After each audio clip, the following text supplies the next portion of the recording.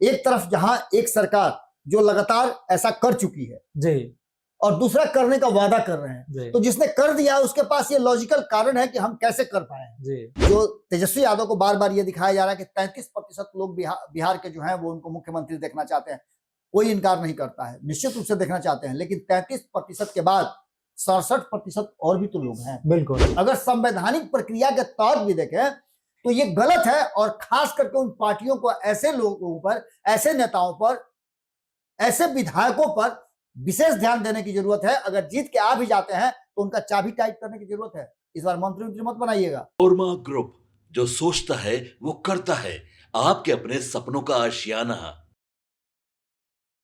नमस्कार, भारत लाइव देख रहे हैं आप और यह है हमारा खास कार्यक्रम बाबा वानी। वोटिंग 6 तारीख को है बिहार में, और वोटिंग से ठीक 3 दिन पहले हम आपको सबसे बड़ी खबर बताने जा रहे हैं। और वो सबसे बड़ी खबर यह है, एक तरफ जो चाचा हैं और एक तरफ भतीजे, इन दोनों में टक्कर चल ही रही है। और बात करें तो पहले ही राउंड में कौन 122 सीटों की बाजी मारने वाली है वो हम आपको बताने वाले हैं। हमारे साथ बाबा हैं। बाबा, क्या लगता है 6 तारीख को वोट होने वाला है और उससे 3 दिन पहले ही आप बता रहे हैं कि क्या होने वाला है? ये तो बड़ा आश्चर्यजनक बात है कि 121 सीट पर चुनाव है जी, और 122 सीट का आंकड़ा पहले ही बार जो सरकार बनाने का वो पूरा हो जाएगा जी। इसके पीछे का एक छोटा सा तर्क दे रहे हैं आपको, हालांकि विश्लेषण थोड़ा सा हम चाहेंगे कि 10 से 12 मिनट आप मेरे साथ रहेंगे तो आपको ये समझ में आ जाएगा कि ये चुनाव गया किधर, और इस चुनाव में जितनी भी बातें चल रही थी उसका लबो-लुआब क्या रहा जी। तो 4 लाइनों के साथ मैं शुरुआत जरूर करूंगा, लेकिन 121 सीट पर जब कोई गठबंधन 127 सीटों पर चुनाव लड़ रहा हो तो ये तो माना जा सकता है कि 122 सीटें आ सकती हैं उसमें। बिल्कुल जी। और वो 122 सीटें कैसे आएंगी जी?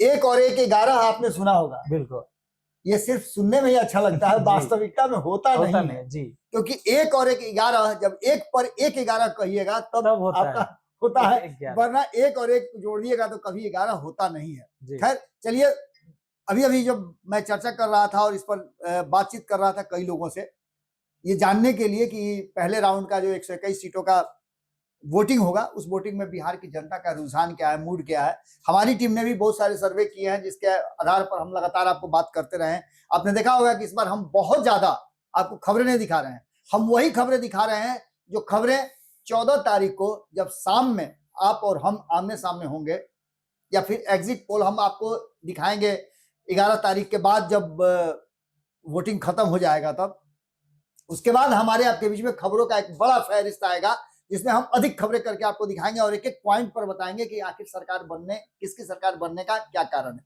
लेकिन आज हम जो 122 सीटें पार की बात करने आए हैं, उसके पहले हम आपको बता दें कि ध्यान रखिएगा, इस जहन में याद जरूर रखिएगा कि अक्सर ऐसा होता है कि जब आप किसी मार्केट में जाते हैं कोई सामान खरीदने के लिए, तो कई दुकानों में कई तरह के पुतलों को कपड़ा पहना करके रखा जाता है जी।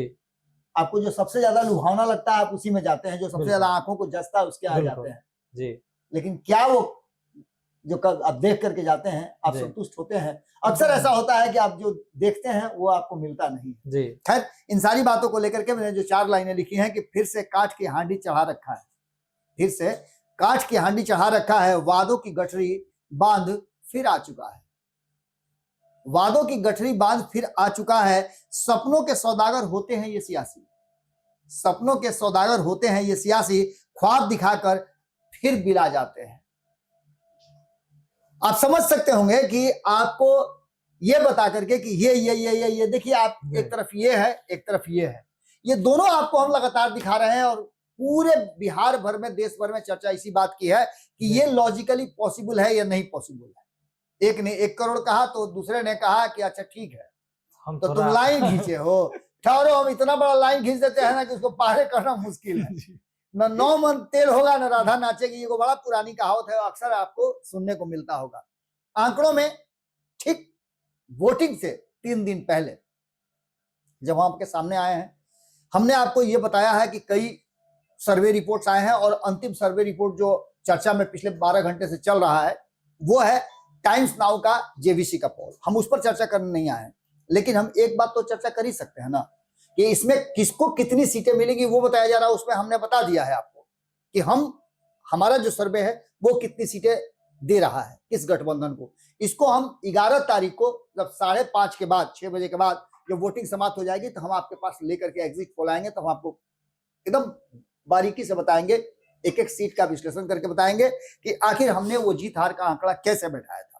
खैर, इन सारी बातों के साथ साथ मुख्यमंत्री का चेहरा आज भी तेजस्वी यादव नंबर 1 पे चल रहे हैं। आंकड़ों की बात करें तो, सर्वे की बात करें तो, लेकिन इसमें एक टेक्निकल बड़ी मिस्टेक है। और टेक्निकल मिस्टेक ये है कि जब आप गठबंधन के तहत चुनाव लड़ रहे हैं तो किसी व्यक्ति को आप इतना बड़ा कैसे कर सकते हैं? बिल्कुल। गठबंधन के साथियों का कॉन्सेंट क्या है और गठबंधन को क्या आ रहा है? मुख्यमंत्री बनने के लिए सिर्फ चेहरा बनना जरूरी नहीं है, मुख्यमंत्री बनने के लिए 122 सीटों का आना भी जरूरी है। और वो 122 सीटें कैसे आएगी? हवा में तो आएगी नहीं। एक तो हवा आपने दिखा दिया, 121 सीट पर वोटिंग होना है, चुनाव होना है, 243 सीटें ही हैं, आप 127 पर पहले ही राउंड में लड़ रहे हैं जी। तो 5 सीट तो आपने बढ़ा दिया कि 122 हम ले लेंगे, तो क्या अब इससे आपको 122 मिल जाएगा क्या? अगर 121 सीट भी आप जीत लेते हैं तब भी आपकी सरकार नहीं बनती है, बिल्कुल, क्योंकि 122 होना जरूरी है। पिछली बार भी ऐसा हुआ था, 115 सीटें तो आपकी पूरी हो रही थी, लेकिन जो 7 सीटें बच रही थी उसका जुगाड़ करने में आप सफल नहीं हुए। बहुत सारे तिकड़म लगाए गए, बहुत सारी चीजें दिखाई गई, लेकिन फिर भी लोगों ने आपको रिजेक्ट कर दिया, जो बाकी के विधायक थे, मैं उनकी बात कर रहा हूं। बिहार की जनता ने आपको उस जगह तो पहुंचाया, लेकिन वहां से आप आगे नहीं बढ़ पाए। लेकिन अब जो वर्तमान परिस्थिति बनी है उसमें बार बार तेजस्वी यादव को दिखाया जा रहा है कि मुख्यमंत्री के सबसे चहेते चेहरे हैं। कारण मैं कई लोगों से बात कर रहा था, संविदा कर्मियों से मेरी बात हो रही थी, कल काफी संविदा कर्मी मिलने के लिए आए थे मुझसे। उन लोगों ने जानना चाहा, एक लॉजिकल बात को जानना चाह रहे थे कि क्या यह संभव है कि हम संविदा कर्मियों को सरकारी नौकर घोषित कर दिया जाएगा? हम सभी को सरकारी नौकरी, जैसे शिक्षकों को पहले किया गया था, कॉन्ट्रैक्ट पर रखा गया था और फिर उनको परमानेंट कर दिया गया, तो हमारे साथ भी ऐसा हो सकता है क्या? बोले देखिए ये संभव तो है, असंभव कुछ भी नहीं है, लेकिन तेजस्वी यादव कैसे करेंगे? तेजस्वी यादव या किसी को भी सरकार में आकर के ये काम करना पड़ेगा। एक तरफ जहां एक सरकार जो लगातार ऐसा कर चुकी है जी, और दूसरा करने का वादा कर रहे हैं, तो जिसने कर दिया उसके पास ये लॉजिकल कारण है कि हम कैसे कर पाए जी। उससे ज्यादा उम्मीद हो सकती है बशर्ते कि जो करने के लिए वादा कर रहा है।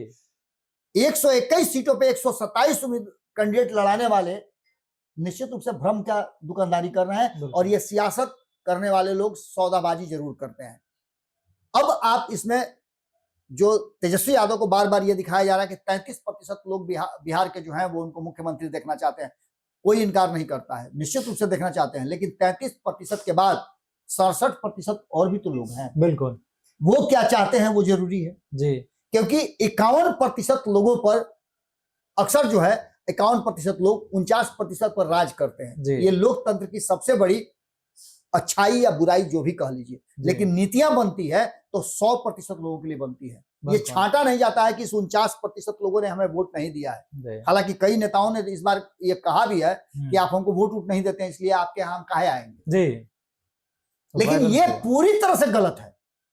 अगर संवैधानिक प्रक्रिया के तहत भी देखें तो ये गलत है, और खास करके उन पार्टियों को, ऐसे लोगों पर, ऐसे नेताओं पर, ऐसे विधायकों पर विशेष ध्यान देने की जरूरत है। अगर जीत के आ भी जाते हैं तो उनका चाबी टाइट करने की जरूरत है। इस बार मंत्री मत बनाइएगा, क्योंकि पहले ही उन्होंने कह दिया है कि आप हमको वोट नहीं देते हैं, आप वोट दीजिएगा तब हम आपके यहाँ आएंगे, नहीं तो नहीं आएंगे।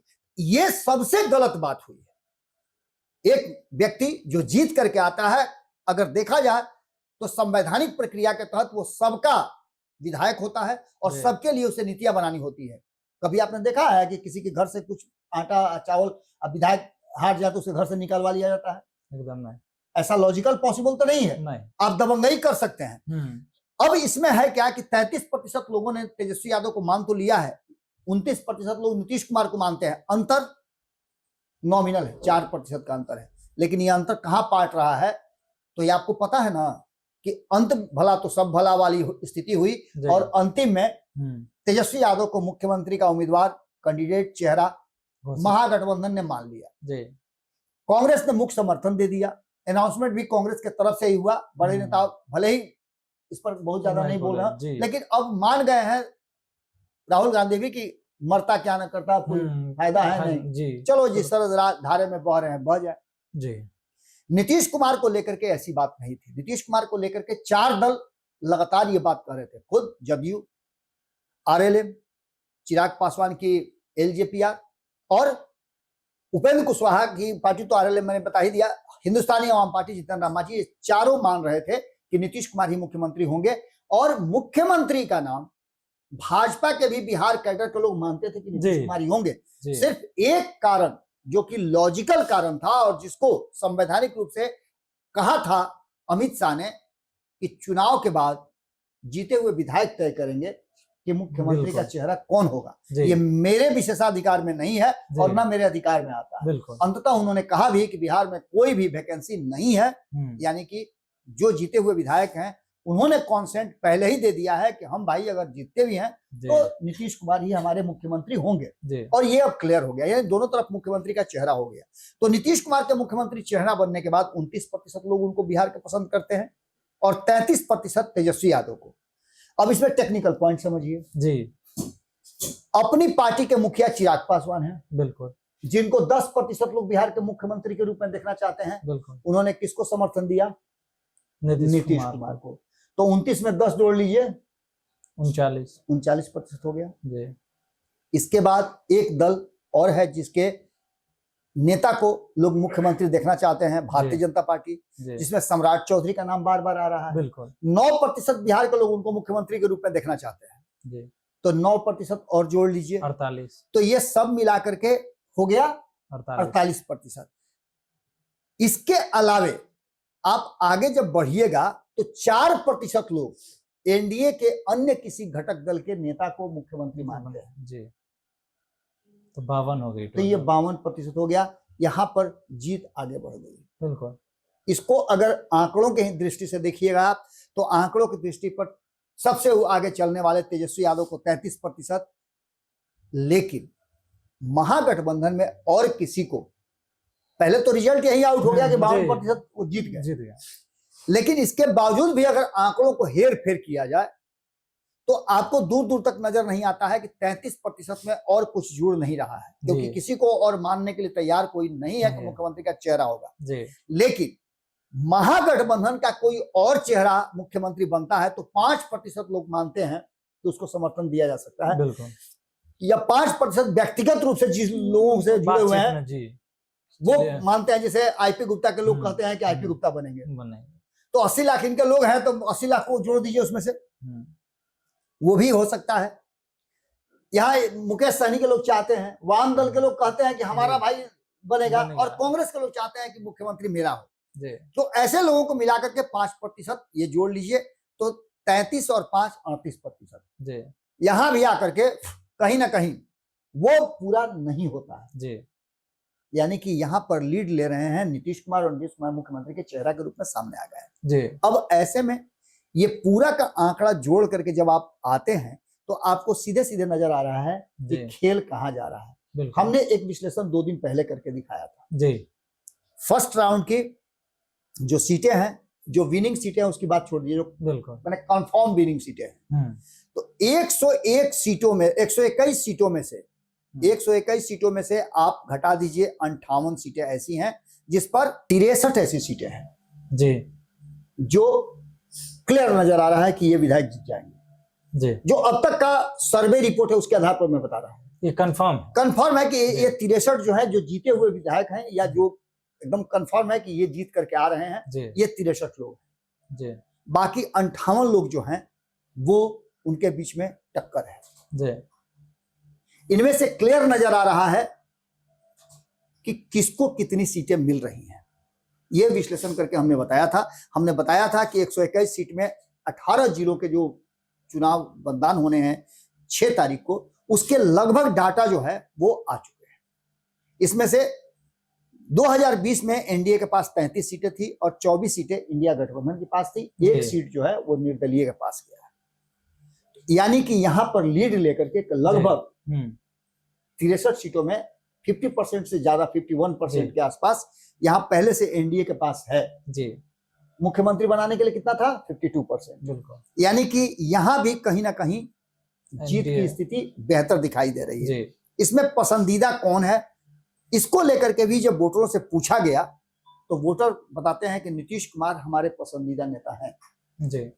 एंटी इनकम्बेंसी की बात लेकर के जब सामने आएगा तो कोई एंटी इनकम्बेंसी नीतीश कुमार पर लागू नहीं हो रही है जी। क्योंकि आप जिस क्षेत्र में जाइए, जिस विधानसभा में जाइए, नीतीश कुमार ने 1 करोड़ लोगों को नौकरी और रोजगार देने का वादा किया। 10,000 हर महिलाओं को लगभग 1.25 करोड़ को दे चुके हैं जी। इसके अलावा 1,000 रुपया युवाओं को दे रहे हैं वजीफा तैयारी करने के लिए कि भाई माता पिता पर भार मत बनिए। जी बिल्कुल। आप पढ़ाई लिखाई के लिए 1,000 रुपया हर महीना हमसे ले लीजिए। इसके अलावा यदि आप उच्च शिक्षा में जाना चाहते हैं तो बिना ब्याज के आप हमसे ऋण ले सकते हैं बैंक से, उसके लिए भी व्यवस्था कर दी गई है। 400 की जगह पर 1100 लोगों को मिल रहा है, 125 यूनिट बिजली फ्री मिल रहा है। और इसके बाद आपने सुना होगा कि फैक्ट्री का जाल बिछाने के लिए, औद्योगिकरण करने के लिए पूरा मास्टर प्लान तैयार है। उस मास्टर प्लान को लेकर के जब हमने सर्वे कराया तो युवाओं ने क्या कहा ये आप अच्छी तरह से जानते और समझते भी हैं। बिल्कुल। ऐसी स्थिति में जो पहले राउंड में चाचा भतीजा में 122 कौन प्राप्त करेगा, इसका लगभग आंकड़ा आ चुका है। इसमें भाजपा और नीतीश कुमार मिलकर के पहले राउंड में अगर 70 के आसपास सीटें जीत करके आ रहे हैं जी, सरकार तो इसका मतलब आप समझ लीजिए जी कि निश्चित रूप से ये आंकड़ा सरकार बनाने वाला आंकड़ा है। यानी कि 90% काम तो आपका हो गया, बाकी 10% जो बचा हुआ है जी, 40-42 को सीट जो उसमें बच रहा है जी, या 50 को सीट जो बन रहा है बच रहा है, वो तो आप आराम से सेकेंड राउंड में पूरा कर लेंगे। बिल्कुल। ये वो क्षेत्र हैं जिन क्षेत्रों में सबसे ज्यादा मुश्किल था जी, शाहाबाद का क्षेत्र है जी, और शाहाबाद की सीटें इसमें शामिल हैं। शाहाबाद की कम से कम मगध और शाहाबाद की ही 22-23 सीटों का जो एक चंक था जो एनडीए के हाथ से निकल गया था, उस पर आप देख लीजिए कई ऐसी सीटें हैं। जैसे आप देख लीजिए कि ब्रह्मपुर की सीट इस बार हाथ से निकलती हुई इंडिया गठबंधन से नजर आ रही है। शाहपुर की सीट हाथ से निकलती हुई दिखाई दे रही है। इसके अलावा और भी कई सीटें हैं। बक्सर की सीट हाथ से निकलती हुई दिखाई दे रही है। डुमरांव की सीट वो भी हाथ से निकलती हुई दिखाई दे रही है।